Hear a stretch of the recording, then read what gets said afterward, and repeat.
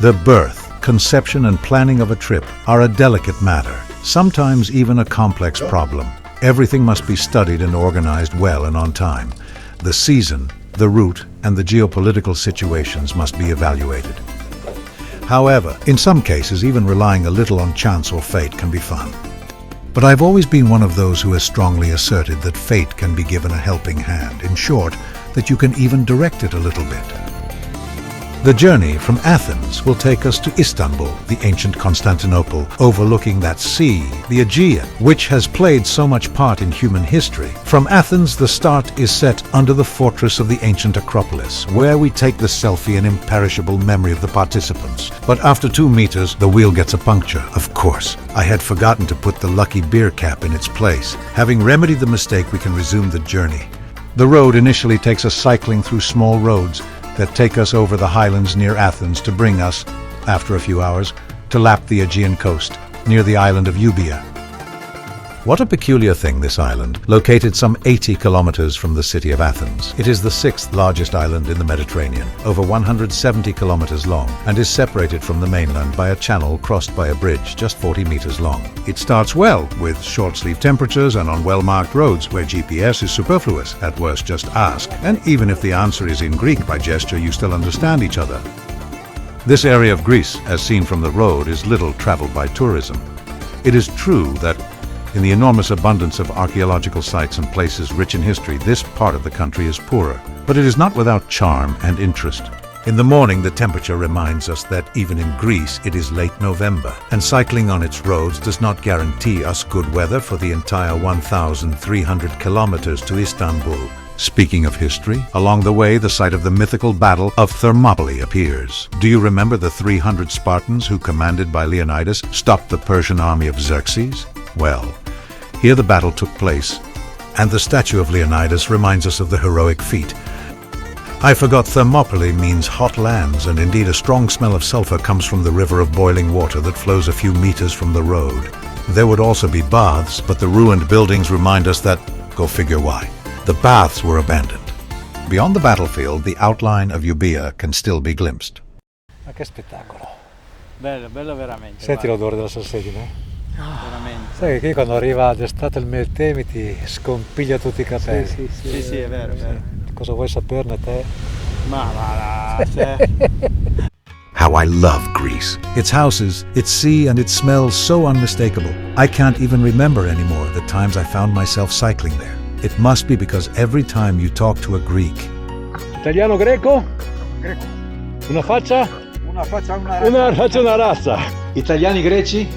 Una faccia? una razza. Una faccia, una razza. Italiano greco? Una faccia? Una razza. Una razza, eccolo lì. Italiano greco? Una faccia, una razza. Così mi piace. Although it must be said, one can hardly expect to please exactly everyone.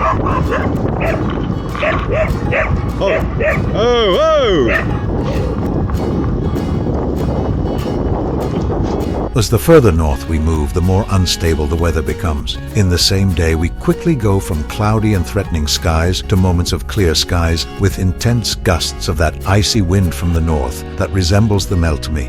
And in fact, along the way, I even buy myself into an additional wool sweater. After a few kilometers skirting the sea, Mount Olympus, the abode of the gods, appears on the right. But today, they must be in a bad mood and are hiding in the clouds from the eyes of onlookers. As we approach Thessaloniki, Antonino insists on telling us that on the well-known Komoot application, he has spotted a nice detour that shortens our day by 10 kilometers. That may be true, but I am not convinced, and the further ahead, the less I like it. And indeed, after a path good for those who know how to use a machete, the bridge appears. Whether it is then really passable, well, that would be another matter. But by now we have come this far, so. However, I reiterate that I do not like this path. We are in danger of hurting ourselves, but in fact we shorten the road and, past a second bridge, this time a decent one, we can get back on the road that in the evening takes us to sleep in Thessaloniki.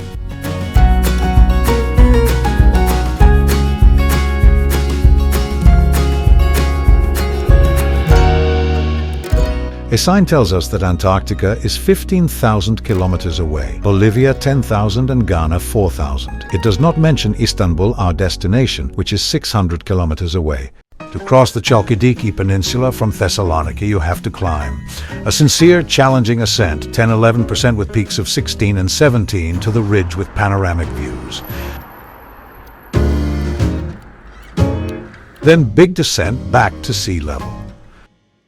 A freezing wind keeps us company all day, but to be honest, it doesn't really bother us that much. It blows impetuously behind, so it's okay, but it comes in just handy with the newly bought wool sweater. The long rows of vines remind me of two things. First, that in these parts they produce the Retsina wine that I adore, and second, that it would also be time for a bite to eat by the sea with a tasting of local wine. Ragazzi, vi fidate di me? Sì. Ragazzi, questo è Retsina, il nettare degli dei.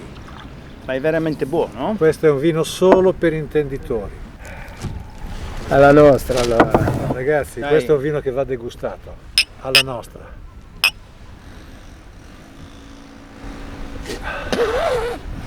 Ma che vino è?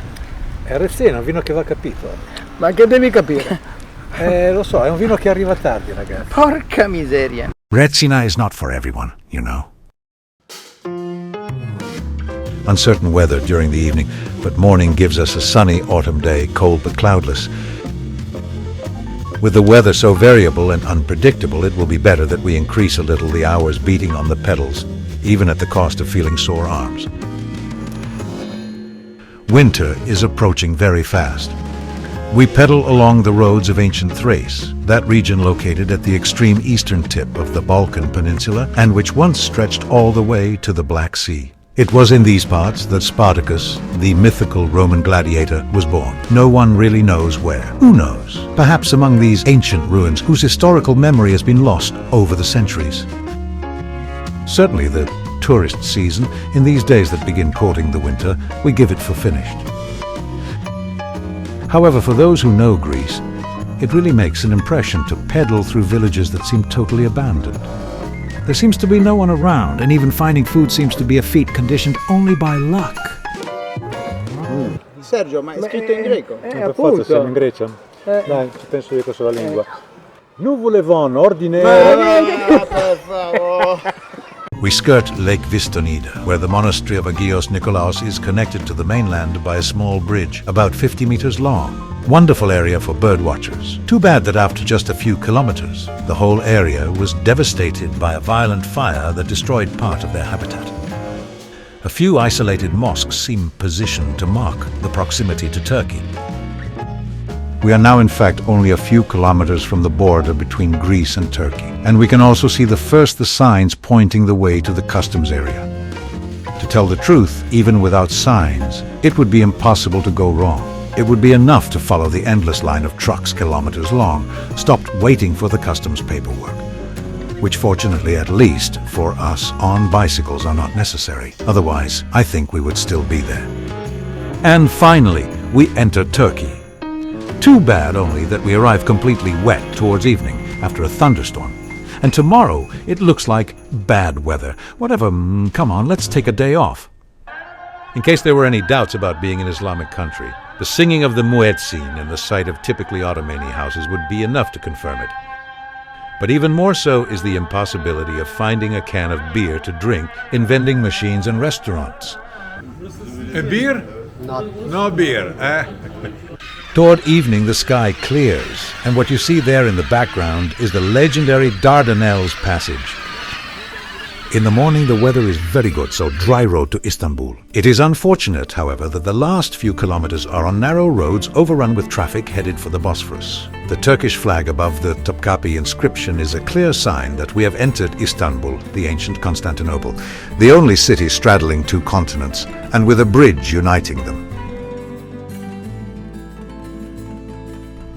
I love Istanbul. I am always bewitched by the presence of St. Sophia, which has towered not far from the waters of the Bosphorus for 1,500 years. And in front of St. Sophia stands the famous Blue Mosque, which, though splendid, is 1,000 years younger and only half the size.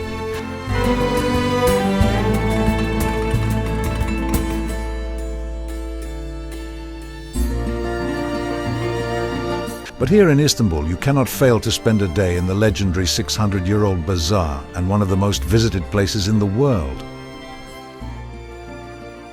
It is the perfect place to enjoy typical Turkish coffee. Here you can find everything, from lamps of 1,000 colors to glass and vases of all shapes and sizes, stores with real gold jewelry and fake Rolex watches, but above all kinds of spices, including the very expensive and authentic saffron, and then very fine silk carpets, plates, cups, and hookahs for all tastes, and also an impressive amount of dried fruits and fragrant blends of tea, and an endless variety of candies. The ancient residence of the sultans, the Topkapi, is located a stone's throw from the bazaar. It does not take only a few hours to visit it completely. Now you can visit the rooms, once inaccessible, of the great harem, where the only men allowed were the eunuchs and where the hundreds of concubines of the various sultans lived. A visit to the Topkapi treasury could intoxicate anyone. Aside from relics of Muhammad, such as hairs from his beard, a tooth and his footprint kept in a gold case, the number of priceless objects and jewelry is embarrassing, including the famous emerald-covered dagger featured in the film Topkapi. But when I come to Istanbul, there is one thing I love to do besides a trip on the waters of the Bosphorus.